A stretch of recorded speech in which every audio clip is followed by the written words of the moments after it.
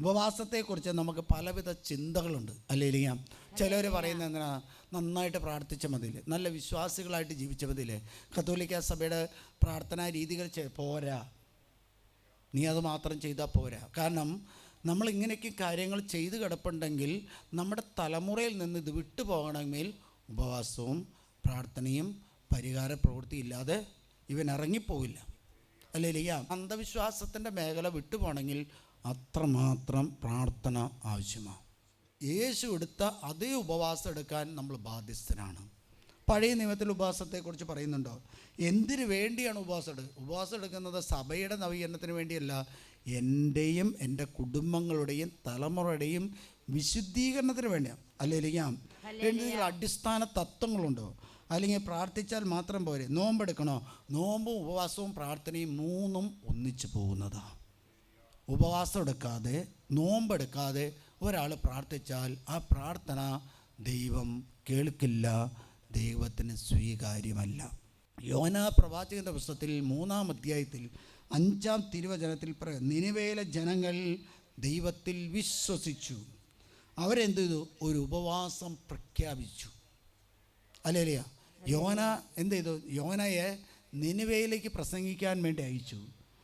നിനിവേ എന്ന് പറഞ്ഞാൽ അങ്ങനെ മർക്കട മുഷ്ടിയായ സ്ഥലമാണെന്ന് ആർക്ക് മനസ്സിലായി? യോനാ പ്രവാചകന് മനസ്സിലായി. തടിക്ക് കേടുവരുമെന്ന് മനസ്സിലാക്കിയ പ്രവാചകൻ എന്ത് ചെയ്തു എന്ന് വെച്ചാൽ, പോർട്ടിൽ ചെന്നപ്പോൾ അവിടെ കപ്പലിൽ ഇങ്ങനെ വിളിച്ച് പറയാണ്, താർസോസ് താർസോസ് താർസോസ്. എന്ത് ചെയ്തു? യോനയ്ക്ക് നിനിവേയിലേക്ക് പോകേണ്ടതിന് പകരം എളുപ്പമായിട്ടുള്ള വഴി പോയി. എളുപ്പമായിട്ട് വഴി പോയിട്ട് എന്താ വെച്ചാൽ, അവിടെ നമ്മൾ വ്യക്തമായിട്ട് കാണുന്നുണ്ട്. 1-ാമത്തെ അധ്യായത്തിൽ 6-ാമത്തെ തിരുലിഖിതത്തിൽ കപ്പൽ ഈ കാറ്റും കോളും അടിച്ച് മുങ്ങാൻ പോകുന്ന സമയത്ത് അതിൻ്റെ അടിത്തട്ടിൽ കടന്ന് സുന്ദരമായിട്ട് ഉറങ്ങുന്ന നമ്മുടെ പിള്ളേരെ പോലെയുള്ള ഒരു പ്രവാചകൻ അവിടെ കാണുന്നുണ്ട്, അല്ലേ? അപ്പോൾ കപ്പിത്താൻ അടുത്ത് വന്ന് അവനോട് ചോദിച്ചു, നീ ഉറങ്ങുന്നു? ഇതല്ല നമ്മുടെ വീട്ടിലെ പിള്ളേർ ചെയ്യുന്നത്, വീട്ടിലെ കാരണന്മാർ ചെയ്യുന്നത്, ഭാര്യ ഭർത്താക്കന്മാർ ചെയ്യുന്നത്.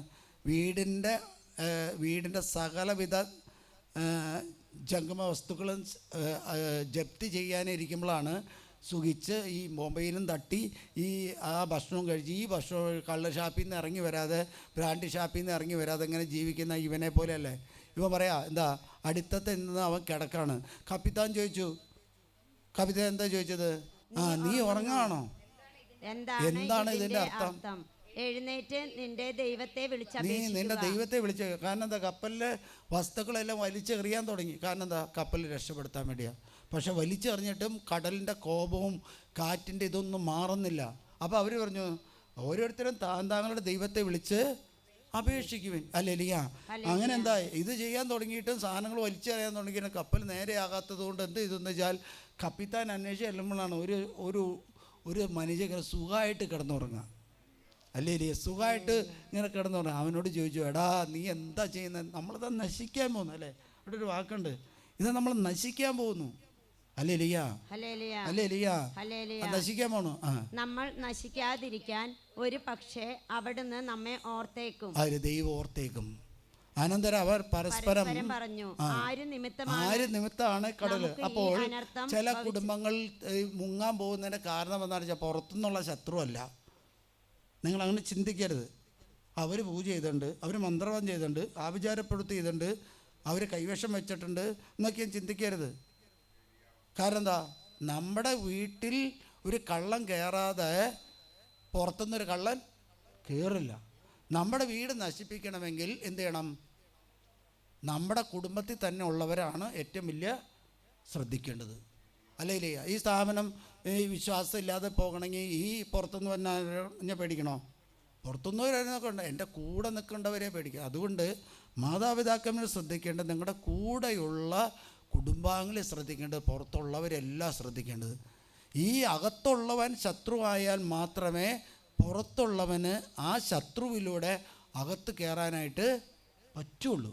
എന്നിട്ട് അവർ കുറിയിട്ടപ്പോൾ എന്തായി? ഈ കിടന്നുറങ്ങുന്നവൻ്റെ പേരാ വീണത്. അവരെന്നിട്ട് പറയുന്നൊരു, കർത്താവേ ഈ പാപം ഞങ്ങളുടെ മേലിൽ ആരോപിക്കരുതെന്ന് പറഞ്ഞിട്ട് അവനെ എടുത്തിട്ട് ആട്ടിയിട്ട് ഒരു വിടലുണ്ട്. വിട്ട് കഴിഞ്ഞപ്പോൾ എന്തായി? കടൽ ശാന്തമായി. മക്കളെ ഇതുപോലെ ആട്ടി വെള്ളത്തിലേക്ക് ഇടറ്റോ, കേസ് വരും. അല്ലേരിയ അവനെന്താ ഒരു തിമ്മിങ്കലം വന്ന് വിഴുങ്ങി, അവന് വിഴുങ്ങി കഴിഞ്ഞിട്ട് 3 ദിവസം കഴിഞ്ഞപ്പോൾ അവന് എന്താ കുണ്ടയിട്ടപ്പോൾ അതെവിടെയാ? നിനിവെയാ. അവൻ പ്രസംഗിക്കാൻ തുടങ്ങി. നിനിവെ എന്താ 3 ദിവസം അങ്ങോട്ടും ഇങ്ങോട്ട് 3-ാമത്തെ അധ്യായത്തിൽ 1-ാമത്തെ തിരുവചനത്തിൽ പറയാണ്, നിനിവേ യോനായ്ക്ക് വീണ്ടും കർത്താവിന്റെ അരുളപ്പാടുണ്ടായി, എഴുന്നേറ്റ് അപ്പൊ പ്രാർത്ഥിക്കുന്ന ഒരു വ്യക്തിക്ക്, ഉപവാസം എടുക്കുന്ന ഒരു വ്യക്തിക്ക്, നോമ്പെടുക്കുന്ന ഒരു വ്യക്തിക്ക് മാത്രമേ എന്ത് കിട്ടുകയുള്ളൂ? ദർശനങ്ങൾ കിട്ടുകയുള്ളൂ. 2 സാമുവേൽ 28-ാമത്തെ അധ്യായത്തിൽ നമ്മൾ കാണുന്നുണ്ട് ഒരു വ്യക്തിയുടെ സന്ദേശം നഷ്ടപ്പെടുന്നത്. അല്ലേലിയ സാവൂള് മന്ത്രവാദികളെ ഇല്ലാതാക്കാൻ പരിശ്രമിച്ച സാവൂൾ എന്ത് വെച്ചാൽ സാമുവേല് എന്ത് ചെയ്ത് സന്ദേശം കൊടുത്തിരുന്നത്. അല്ലേലിയ സാമുവേല് സന്ദേശം കൊടുക്കാൻ ഇല്ലാതെ വന്നപ്പോൾ എന്താ വെച്ചാൽ ഇവൻ മന്ത്രവാദികളെ ഇല്ലാതാക്കാൻ പരിശ്രമിച്ചവനാണ് ആര്? സാവൂള്. അല്ലേലിയ അപ്പോൾ ആര് സന്ദേശം കൊടുക്കാനുണ്ടായി? സാമുവേൽ ആരാ? പ്രവാചകൻ. അല്ലേലിയ തോട്ടംകരച്ചൻ്റെ അടുത്ത് നിന്ന് സന്ദേശം കിട്ടിയിരുന്നത്, തോട്ടംകരച്ച് മരിക്കുന്ന സമയത്ത് ഏതെങ്കിലും മന്ത്രവാദിയുടെ അടുത്ത് പോയി എന്തായിരിക്കും? അച്ഛന് ശേഷം കർത്താവ് വേറെ ആളെ കൊണ്ടുവരും. സാവൂളിനോട് ചോദിച്ചു, എന്തിനാണ് എന്നെ കബളിപ്പിച്ചത്? അങ്ങു സാവൂളല്ലേ? രാജാവ് അവളോട് പറഞ്ഞു, ഭയപ്പെടേണ്ട, നീ എന്താണ് കാണുന്നത്? അവൾ പറഞ്ഞു, ഒരു ദേവൻ ഭൂമിയിൽ നിന്ന് കയറി വരുന്നതായി ഞാൻ കാണുന്നു. അവൻ വീണ്ടും ചോദിച്ചു, അവൻ്റെ രൂപം എങ്ങനെ? അവൾ പറഞ്ഞു, ഒരു വൃദ്ധനാണ് കയറി വരുന്നത്, അങ്കി ധരിച്ചിരിക്കുന്നു. അത് സാമുവേലിനാണെന്ന് മനസ്സിലായി. സാമുവേൽ പറഞ്ഞു, കർത്താവ് നിന്നിൽ നിന്നകന്ന് നിനക്കെതിരെയായിരിക്കെ എന്തിനാണ് എന്നോട് ചോദിക്കുന്നത്? എന്നിലൂടെ അരുളി ചെയ്തതുപോലെ കർത്താവ് പ്രവർത്തിച്ചിരിക്കുന്നു. ഹല്ലേലൂയ. ദൈവം നമ്മിൽ നിന്ന് അകന്നാൽ നമ്മൾ സന്ദേശത്തിന് വേണ്ടി ഓടി നടന്നാൽ കിട്ടില്ല. കിട്ടണമെങ്കിൽ എന്ന് കഴിഞ്ഞാൽ ഉപവാസം, നോമ്പ്, പ്രാർത്ഥന, പരിഹാരം ചെയ്യണം. കൊച്ചിൻ്റെ ജാതകം എടുത്തിട്ടുണ്ട്, അല്ലെങ്കിൽ മറ്റവിടത്ത് പോയിട്ടുണ്ട്, ഇവിടെ പോയിട്ടുണ്ട്, അല്ലെങ്കിൽ കടമറ്റത്ത് പോയിട്ടുണ്ട്, അങ്ങനെയൊന്നും പറഞ്ഞ് നിസ്സാരമായിട്ട് കാണരുത്. കാരണം നമുക്ക് ദൈവം യുദ്ധം ചെയ്യാൻ ഇറങ്ങി വന്നാൽ മാത്രമേ ഇത് തിരിച്ചു പിടിക്കാൻ പറ്റുള്ളൂ. 5 പറയാണ്, അവൻ നിനിവേ ചെന്നിട്ട് എന്ത് ചെയ്തെന്ന് വെച്ചാൽ അവൻ പ്രസംഗിക്കാൻ തുടങ്ങി. അല്ലേലിയ പറഞ്ഞയച്ച ജോലി അവൻ ചെയ്തു. നിനിവേ ചെന്ന് കഴിഞ്ഞപ്പോൾ എന്താണെന്ന് വെച്ചാൽ നിനിവേലെ ജനങ്ങൾ ദൈവത്തിൽ വിശ്വസിച്ചു, ഒരു ഉപവാസം പ്രഖ്യാപിച്ചു. വലിയവരും ചെറിയവരും ഒന്നെടുത്ത് ചാക്കൊടുത്തു. ഈ വാർത്ത നിനിവേ അപ്പോൾ ഒരു വചന പ്രഘോഷകൻ ചെന്ന് വചനം പറഞ്ഞപ്പോൾ ആ ദേശത്ത് സംഭവിക്കാൻ പോകുന്ന കാര്യങ്ങൾ തിരിച്ചറിഞ്ഞ വലിയവരും ചെറിയവരും മാത്രമല്ല എല്ലാവരും, രാജാവ് ഉൾപ്പെടെ ആ ഉപവാസം പ്രഖ്യാപിച്ചെന്ന് മാത്രമല്ല, വീണ്ടും പറയാണ്, ആ നാട്ടിലെ മൃഗങ്ങളും കന്നുകാലികളും എല്ലാം ആ ഉപവാസത്തിൽ പങ്കെടുത്തു. എന്തുകൊണ്ടെന്നാൽ ആ രാജ്യത്തിനെതിരെ ദൈവം കോപിച്ചിരിക്കുന്നു എന്ന് മനസ്സിലാക്കി വചനം കേട്ടപ്പോൾ അതിൽ നിന്ന് പിന്തിരിയുവാൻ വേണ്ടി ആ ജനത ഒന്നടങ്കം കർത്താവിൻ്റെ മുമ്പിൽ നിലവിളിച്ചു, രാജാവ് ഉൾപ്പെടെ. അല്ലേലിയ ഈ വാർത്ത നിനവേ രാജാവ് കേട്ടു. അവൻ സിംഹാസനത്തിൽ നിന്ന് താഴെ ഇറങ്ങി രാജകീയ വസ്ത്രം മാറ്റി ചാക്കൊടുത്ത് ചാരത്തിൽ ഇരുന്നു. അവൻ നിനവേ മുഴുവൻ ഒരു വിളംബരം പ്രസിദ്ധപ്പെടുത്തി. എന്താണ്? രാജാവിന്റെയും അവന്റെ പ്രഭുക്കന്മാരുടെയും കൽപ്പനയാണിത്. മനുഷ്യനോ മൃഗമോ കന്നുകാലിയോ ആടോ ഒന്നും ഭക്ഷിക്കരുത്. അവ മേയുകയോ വെള്ളം കുടിക്കുകയോ അരുത്. മനുഷ്യനും മൃഗവും ചാക്കു വസ്ത്രം ധരിച്ച് ദൈവത്തോട് ഉച്ചത്തെ നിലവിളിച്ച് നാളെ പറയാണ്, ഇവിടുത്തെ കന്നുകാലികളും മക്കൾ ഉൾപ്പെടെ ഒരു ഉപവാസം പ്രഖ്യാപിക്കണമെന്ന് പറയും. യുദ്ധം നടക്കാൻ വേറെ സ്ഥലമൊന്നും വേണ്ട, വീട് തന്നെ മതിയോ? ഭക്ഷണപദാർത്ഥങ്ങളോടുള്ള ഒരു മാംസം വർജിക്കാൻ പറയും. ഈ കാലഘട്ടത്തിൽ നമ്മുടെ കുട്ടികൾക്ക് അല്ലെങ്കിൽ ജീവിത പങ്കാളിക്ക് മാംസം വർജിക്കാനായിട്ട് സാധിക്കണമെങ്കിൽ പരിശുദ്ധാത്മാവ് ഇടപെടണം. അല്ലെ സോഷ്യൽ മീഡിയയോട് നമ്മൾ ഒരു ഉപവാസം പ്രഖ്യാപിക്കണം.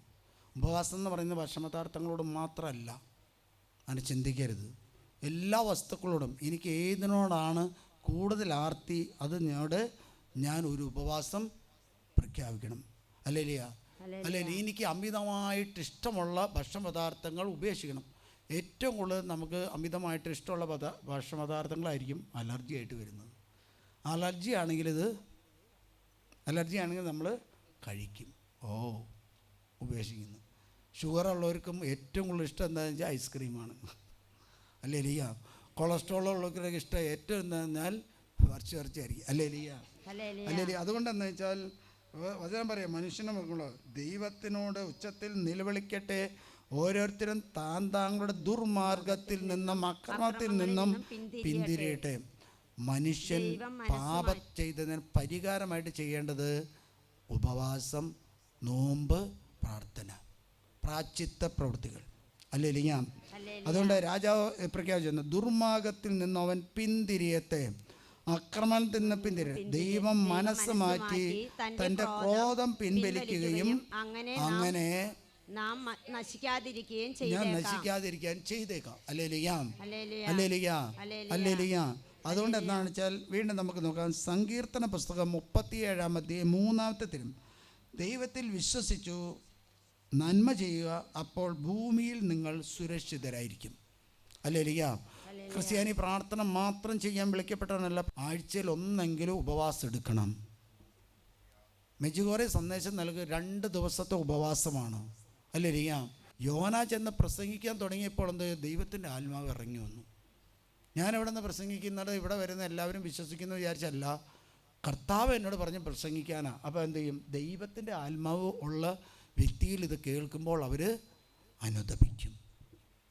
എത്രയോ കുടുംബങ്ങൾ പറഞ്ഞിട്ടുണ്ട്, അച്ഛാ ഇത് അറിയില്ലായിരുന്നു, വെള്ളിയാഴ്ച മാംസം കഴിക്കാൻ പാടില്ലെന്ന് ഇവിടെ വന്നപ്പോൾ അറിഞ്ഞത്. അപ്പോൾ വേദപാഠം പഠിപ്പിച്ചിട്ട് വല്ല കാര്യമുണ്ടോ? ഇതൊക്കെ നമ്മുടെ തലയ്ക്കും പ്രത്യേക ഒരു മേഖലയിൽ അന്തമാക്കി അറിയാം, അല്ലേ ലിയ? ഇനി നമുക്കറിയാം, യേശു ക്രിസ്തു 40 ദിവസം ഉപവാസം എടുത്തു. യേശു ക്രിസ്തു 40 ദിവസം ഉപവാസം എടുത്ത് മാറിയതിനു ശേഷം ലൂക്കായുടെ സുവിശേഷം 4-ാം അധ്യായം 1 തൊട്ടുള്ള തിരുവചനത്തിൽ പറയാം, ഈശോ മിശിഹ 40 ദിവസങ്ങൾ ഉപവസിച്ചപ്പോൾ അവനെന്തുണ്ടായി? അവന് വിശന്നു. എന്ത് ചെയ്തു? പിശാച് അവനെ സമീപിച്ചു. ആത്മാവ്, പരിശുദ്ധ ആത്മാവിനെ മരുഭൂമിയിലേക്ക് നയിച്ചു. യേശു ക്രിസ്തുവിനെ മരുഭൂമിയിൽ പിശാച് പീഡിപ്പിച്ചെങ്കിൽ പ്രാർത്ഥിക്കാതിരിക്കുന്ന ഒരു വ്യക്തിയുടെ വീട്ടിൽ പിശാച് കയറാതിരിക്കുമോ? കയറും. ആ ചേച്ചി കയറുന്ന വന്ന്, അല്ലേലിയ? ബാക്കി എല്ലാവർക്കും ഉറപ്പാണ് കയറില്ല, കയറും. കാരണം എന്താ? ഉപവാസം, നോമ്പ്, പ്രാർത്ഥന, പരിഹാര പ്രവൃത്തി ഉണ്ടെങ്കിൽ അവിടെ ഒരിക്കലും പിശാച് അടുക്കില്ല. കാരണം എന്താ? ഉപവസിക്കുന്ന ഒരു മനുഷ്യൻ എന്ത് ചെയ്യുന്നാൽ യേശുവിൻ്റെ അടുത്ത് ഇരിക്കുകയാണ്, അല്ലേലിയ? സഭാപിതാക്കന്മാർ വേണം. രണ്ടാമത് പറയാണ്, ഈ ഉപവസിക്കുന്ന ഒരു മനുഷ്യൻ യേശുവിനോട് ഒന്നായിട്ട് ചേരുകയാണ്. മൂന്നാമത് പറയാണ്, കൂടെ ഇരിക്കുകയാണ്. ഉപവാസം എന്ന വാക്കിൻ്റെ അർത്ഥങ്ങളാണ് സഭാപിതാക്കന്മാർ വ്യാഖ്യാനിക്കുന്നത്, അല്ലേലിയ? നാലാമതൊന്ന് ഒപ്പമായിരിക്കുക എന്നാണ്, അല്ലേലിയ? അഞ്ചാമതൊന്ന് സമീപത്ത്, യേശുവിനോടൊപ്പമായിരിക്കുക. യേശു ചെയ്ത അതേ പ്രവൃത്തികൾ തന്നെ ചെയ്യും, അല്ലേലിയ? അല്ലേലിയ? നമ്മുടെ പിള്ളേർ എന്തെങ്കിലും കാര്യങ്ങളൊക്കെയും പറയുമ്പോൾ എന്ന് പറഞ്ഞാൽ അപ്പനെ അറിയണമെങ്കിൽ കൊച്ചനെ നോക്കിയാൽ മതി. കൊച്ചൻ്റെ എല്ലാ ഗോഷ്ഠികളും അപ്പൻ്റെ. അപ്പം നമ്മൾ ക്രിസ്തുവിൻ്റെ ശിഷ്യന്മാരാണെന്ന് അറിയണമെങ്കിൽ എന്ത് ചെയ്യണം? ഈശോ ചെയ്ത അതേ പ്രവൃത്തികൾ നമ്മൾ ചെയ്യാനായിട്ട് തയ്യാറാണ്. ഈശോ ചെയ്ത അതേ പ്രവൃത്തികൾ അപ്പസ്തലന്മാർ ചെയ്യാൻ തുടങ്ങി. എന്തുണ്ടായി? അവർ ലോകത്തെ തലകീഴായിട്ട് മറിക്കാൻ സാധിച്ചു. എവിടെയാ? അപ്പസ്തല പ്രവർത്തനം 17:6-21 അവർ യേശു ക്രിസ്തു അതുകൊണ്ട് അവരോട് പറഞ്ഞു, നിങ്ങൾ എന്ത് ചെയ്യണം? ജെറുസലേം വിട്ട് പോകരുത്. ജെറുസലേം വിട്ട് ഞാൻ വാഗ്ദാനം ചെയ്യപ്പെട്ട പരിശുദ്ധാത്മാവിനെ നിങ്ങൾ സ്വീകരിക്കണം. പരിശുദ്ധാത്മാവെന്ന് പറയുന്നത് വാക്കുകൾ കൊണ്ട് പറയുന്ന ഒരു കാര്യമല്ല. പരിശുദ്ധാത്മാവ് ഒരു വ്യക്തിയാണ്. ക്രിസ്ത്യാനി തിരിച്ചറിയേണ്ടത് നമ്മൾ പരിശുദ്ധാത്മാവിൻ്റെ ആലയങ്ങളാണെന്ന് തിരിച്ചറിയണം. ഈ ആലയം എങ്ങനെ ഉപയോഗിക്കണം എന്ന് അറിയേണ്ടത് പരിശുദ്ധാത്മ വചനത്തിലൂടെയാണ്, അല്ലേലിയ? നമുക്ക് നമ്മുടെ ശരീരം ഇഷ്ടപ്രകാരം ചെയ്യാനുള്ള സ്വാതന്ത്ര്യം ദൈവമായ കർത്താവ് ഒരു മനുഷ്യർക്കും നൽകിയിട്ടില്ല, പ്രത്യേകിച്ച് ക്രിസ്ത്യാനികൾക്ക്. ജോയൻ്റെ പുസ്തകം 1:14. ഉപവാസം, ദാനധർമ്മം, നീതി എന്നിവയോടുകൂടി പ്രാർത്ഥന നല്ലതാണ്. നീതി, ഉപവാസം എന്നിവയോട് കൂടിയ പ്രാർത്ഥന പ്രാർത്ഥന നല്ലതാണ്. ഹല്ലേലൂയ. അപ്പം കള്ളു കുടിച്ചിട്ട് പ്രാർത്ഥിച്ച കാര്യമുണ്ടോ? ചേട്ടൻ വൈകിട്ട് 5 മണിക്ക് ഷാപ്പിൽ പോയി കുടിച്ചിട്ട് വന്നിരുന്ന നല്ല പ്രാർത്ഥന നടത്താണ്. ഹല്ലേലൂയ. ഞാനൊരു സ്ഥലത്ത് പാട്ടുവാന പാടാൻ പോയി. അതൊരു എനിക്ക് ഉയർപ്പിൻ്റെ പാട്ടുവാനെ കണ്ടായിരുന്നു. ഉയർപ്പോ ഞാൻ പാട്ട് പാടുന്ന സമയത്ത് മനോഹരമായിട്ട് മറ്റൊരു സ്ഥലത്ത് നിന്ന് പാട്ട് കേൾക്കുന്നു. ഞാൻ നല്ല പാട്ട്, ഹല്ലേലൂയ, നല്ലൊരു പാട്ട്. ഞാൻ കഴിഞ്ഞപ്പോൾ ചോദിച്ചപ്പോൾ പറയാം, അത് ഷാപ്പിന്ന ഫാദർ. അന്നാ പസ്വ ഒരു ഓർഗണില്ല, ഒരു തബലയില്ല, ഒന്നുമില്ലാതെ അവർ നന്നായിട്ട് വീട്ടി. പക്ഷെ അവിടേക്ക് ക്രിസ്ത്യാനി പോകുന്നില്ല. കാരണം എന്താണെന്ന് വെച്ചാൽ അത് കള്ള് ഷാപ്പാണ്. കള്ള് ഷാപ്പിൻ്റെ അന്നും അവർ രാത്രി ഇത് കുടിക്കുക. കാരണം എന്താ, അവിടെ ഏറ്റവും വലിയ ഉയർപ്പെന്ന് പറയുന്നത് കള്ളാണ്. ഹല്ലേലൂയ. ഏറ്റവും വലിയ പിറവെന്ന് പറയുന്നത് ആണ്. ഞാൻ ഇറങ്ങി വന്നപ്പോൾ വികാരിച്ചനോട് ചോദിച്ചാൽ അത് എവിടെയാണെന്ന് ചോദിച്ചാൽ അച്ഛൻ പറഞ്ഞു, അച്ഛൻ പേടിക്കൊന്നും വേണ്ട, ഞാൻ സ്ഥിരമായിട്ട് കേട്ടെന്ന് എനിക്ക് പേടിയില്ല, അത് കള്ള ഷാപ്പിൽ നിന്നാണ്. ക്രിസ്ത്യാനി കള്ളു കുടിക്കാൻ ചെല്ലുമ്പോൾ അവൻ ഓർക്കാണ് ഇപ്പോൾ കുർബാനയുടെ സമയം, അതുകൊണ്ട് പാട്ടുപാടാ. ഹല്ലേലൂയ. അതുകൊണ്ട് നോമ്പും ഉപവാസവും കൂടിയ പ്രാർത്ഥനയാണ് ഫലപ്രദമായ പ്രാർത്ഥന. നിങ്ങൾ നോമ്പെടുക്ക്, ഉപവാസം എടുക്ക്, പ്രാർത്ഥിക്കാൻ തുടങ്ങുക. പുലർച്ചയ്ക്ക് എഴുന്നേറ്റ് പ്രാർത്ഥിക്കുക, കർത്താവ് കേൾക്കും. ഇവിടെ ഒരു കുടുംബം വന്നു, ഭയങ്കര ബുദ്ധിമുട്ടാണ്, ജോലി നോക്കിയിട്ട് കിട്ടുന്നില്ല. ചേട്ടൻ പറയും, പിള്ളേരെല്ലാം വിശ്വാസം പഠിപ്പിച്ചിട്ടുണ്ട്, വിശ്വാസം പരിശീലിപ്പിച്ചിട്ടുണ്ട്, അതുകൊണ്ട് എനിക്കൊന്നും ഒരു കുഴപ്പവും വരില്ല. ചേട്ടനോട് എഴുന്നേറ്റ് പ്രാർത്ഥിക്കാൻ പറഞ്ഞു. എല്ലാവർക്കും വിചാരം പിള്ളേരെ വിശ്വാസം പഠിപ്പിച്ചിട്ട് വെറുതെ ഇരിക്കാമെന്ന. അല്ലല്ലോ, മരിക്കുന്നത് വരെ നീ പ്രാർത്ഥിച്ചേ പറ്റൂ, മരിക്കുന്നത് വരെ നീ ഉപവാസം എടുത്തേ പറ്റൂ, മരിക്കുന്നത് വരെ നീ നോമ്പെടുത്തേ പറ്റൂ. ഹല്ലേലൂയ. 2 ജോയേൽ പ്രവാചകന്റെ പുസ്തകത്തിൽ 1-ാം അധ്യായത്തിൽ 14-ാമത്തെ തിരുവചനം. ഉപവാസം പ്രഖ്യാപിക്കുകയും മഹാസഭ വിളിച്ചുകൂട്ടുകയും ചെയ്യുവിൻ. ശ്രേഷ്ഠന്മാരെയും ദേശവാസികളെയും 2:14 നിങ്ങളുടെ ദൈവമായ കർത്താവ് മനസ്സ് മാറ്റി ശിക്ഷ പിൻവലിച്ച് തനിക്ക് ധാന്യബലിയും പാനീയ ബലിയും അർപ്പിക്കാനുള്ള അനുഗ്രഹം തരികയില്ലെന്ന് ആരറിഞ്ഞു? സിയോനിൽ കാഹളം മുഴക്കുവിൻ, ഉപവാസം പ്രഖ്യാപിക്കുവിൻ, മഹാസഭ വിളിച്ചുകൂട്ടുവിൻ, ജനത്തെ ഒരുമിച്ച് കൂട്ടുവിൻ. ജനത്തെ ഒരുമ. അത് വൈദികരുടെ കടമയാണ് ഈ കാര്യം പറഞ്ഞ് പരിശീലിപ്പിക്കുക എന്നുള്ളത്, പറഞ്ഞ് ചെയ്യിക്കുകയാണ്. ഹല്ലേലൂയ. അതുകൊണ്ട് നമ്മൾ സാത്താനുണ്ട്, ആ ശക്തിയുണ്ട്, ഈ ശക്തി ഉണ്ടെന്നല്ല, ഞാൻ തന്നെ പ്രാർത്ഥിക്കുന്ന ഒരു വ്യക്തിയായിട്ട് മാറി എൻ്റെ ശരീരത്തിൽ പരിശുദ്ധാത്മാവിൻ്റെ പ്രവർത്തനം അങ്ങ് തുടങ്ങണം. അല്ലേ? അതുകൊണ്ട് ഉപവാസം പ്രാർത്ഥന തെർത്തുല്യനൊക്കെ പറയുന്നത് ഇത് ഗോണിയാണ്. കർത്താവ് സ്വർഗത്തിലേക്ക് കയറിപ്പോൻ സഭാപിതാവ് ഇങ്ങനെയാണ് പറയുന്നത്, സഹായം ചെയ്യുമ്പോൾ തന്നെ നാം ഭൂമിയിൽ ഇരുന്നു കൊണ്ട് സ്വർഗം പണിയുകയാണ് ചെയ്യുന്നത്. ക്രിസ്ത്യാനി എന്തുകൊണ്ടാണ് മറ്റുള്ളവർ സഹായം ചെയ്യുന്നത്, മറ്റുള്ളവരാരും കാണാത്ത വിധം ചെയ്യണമെന്ന് പറയുന്നത്? അവൻ സഹായം ചെയ്തുകൊണ്ടിരിക്കുമ്പോൾ ഭൂമിയിൽ തന്നെ ഇരുന്നു കൊണ്ട് അവൻ സ്വർഗരാജ്യം പണിതുകൊണ്ടിരിക്കുക. ഹല്ലേലൂയ, ഹല്ലേലൂയ, ഹല്ലേലൂയ, ഹല്ലേലൂയ. ഉപവാസം എടുത്തത് നിങ്ങൾ നോക്ക്. ഈ പറയുന്നത് തെറ്റാണ്, പക്ഷെ എന്നാലും പറയുന്നത് പന്തക്കുസ്തകാരൻ നോക്ക്, അവർ 21 ദിവസം ഒരു ഫാസ്റ്റിംഗ് പ്രയർ അങ്ങ് പ്രഖ്യാപിക്കും. ഹല്ലേലൂയ. അല്ലെങ്കിൽ 40 ദിവസം, അല്ലേ? അതെ. ക്രിസ്ത്യാനിയുടെ വീട്ടിൽ ചെന്ന് നോക്ക്, ഉപവാസം എടുക്കുന്ന പിള്ളേരോടൊക്കെ എന്താണെന്ന് വെച്ചാൽ അവർ പറയും വിഭൂതി, പിന്നെ അതാ ദുഃഖവള്ളി, 2 ഹല്ലേലൂയ, ഹല്ലേലൂയ. അതല്ലാതെ ചെയ്യാൻ അവർക്ക് താല്പര്യമില്ല. ഉപവാസമാണ് ഏറ്റവും വലുത്. 3 സഭാപിതാക്കന്മാർ പറഞ്ഞത് ഇത് 3 ഒന്നിച്ചു പോകുന്നതാ, അല്ലാതെ വേറിട്ട് പോകുന്നതല്ല. 1 മാത്രം ചെയ്യാമെന്നും 2 ഉപേക്ഷിക്കാമെന്ന് പറഞ്ഞാലും ഫലപ്രദമല്ല. നീ പ്രാർത്ഥിക്കുന്നുണ്ടെങ്കിൽ കർത്താവ് കേൾക്കണമെങ്കിൽ എന്താ പറഞ്ഞാൽ നിൻ്റെ ദുരാശകൾ നിന്നിൽ നിന്ന് വിട്ടുപോകണം, നിൻ്റെ ആസക്തികൾ നിന്ന് വിട്ടുപോകണം. Hallelujah, hallelujah. ദുരാശകൾ, ഞാൻ ആദ്യം പറഞ്ഞത്, നമ്മൾ ദൈവവചനത്തിനെതിരെ ഏതെങ്കിലും പ്രവൃത്തികൾ ചെയ്തിട്ടുണ്ടെങ്കിൽ, അന്ധവിശ്വാസങ്ങൾ അടിമപ്പെട്ടിട്ടുണ്ടെങ്കിൽ അതിൻ്റെ റൂട്ട് അവിടെ കിടക്കുക, അടിത്തറ അവിടെ കിടക്കുക, അടിത്തറ പൊളിക്കണം. ഹല്ലേലൂയ. ചിലർ പറയാണ്ട്, ഞാനൊരു ഹിന്ദു പെണ്ണിനെ അല്ലെങ്കിൽ അക്രൈസ്തവ പെണ്ണിനെ സ്നേഹിച്ചു, കല്യാണം കഴിച്ച കുഴപ്പമുണ്ടല്ലോ. എന്താ, അവൾ ആ റൂട്ട് ഉപേക്ഷിച്ചില്ലെങ്കിൽ എന്തെങ്കിലും വീട്ടിൽ പ്രശ്നം വന്നു കഴിഞ്ഞാൽ എന്ത് ചെയ്യും? പോകും.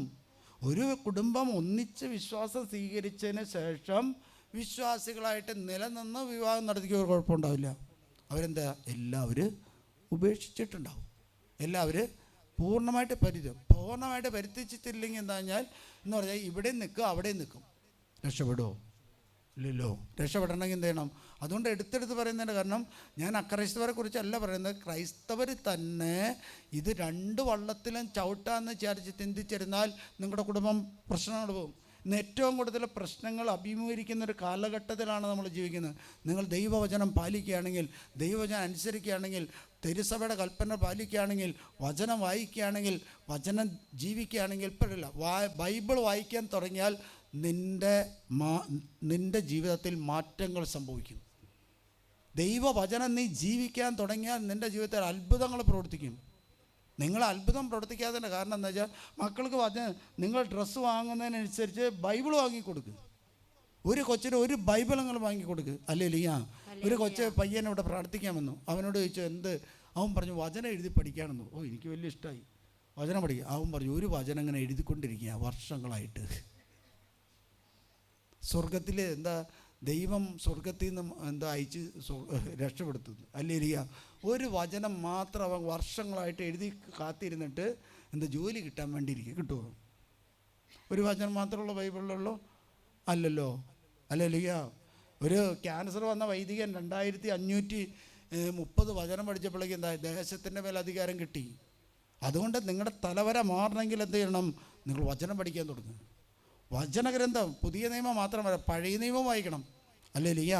അതുകൊണ്ട് വിശ്വാസം നമ്മൾ സ്വീകരിക്കുമ്പോൾ ആ വിശ്വാസത്തിൻ്റെ മേഖലയാണ് എന്ത് ചെയ്യുന്നത്? അത് കത്തിപ്പടരാൻ വേണ്ടി ഉപവാസം, നോമ്പ്, പ്രാർത്ഥന, പരിഹാര പ്രവൃത്തികൾ.